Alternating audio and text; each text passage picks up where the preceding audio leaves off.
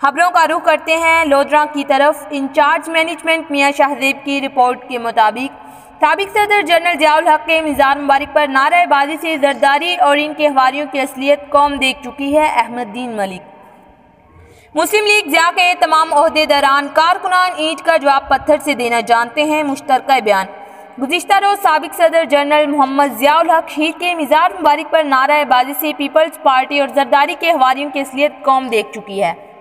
पाकिस्तान मुस्लिम league जिया के मरकजी सूबाई रहनुमा चौधरी हुर्मत अली मलिक, जुल्फ़कार अली चौधरी, मोहम्मद तनवीर, अहमदुद्दीन मलिक चौधरी, अकरम सैफी, मोहम्मद शबीर, जिया आरबी, हाफिज रब नवाज, मोहम्मद अकमल सदीक, अकबर भुट्टा, जावेद अली मलिक, जमील अराई, मोहम्मद निसार गुज्जर, फौजी जवार हुसैन दीगर ने अपने मुश्तरका बयान में कहा कि पाकिस्तान मुस्लिम लीग जिया के तमाम कारकुनान ईंट का जवाब पत्थर से देना जानते हैं और हम अपनी क़यादत के एक इशारे पर अपनी जानों के नजराने पेश कर देंगे।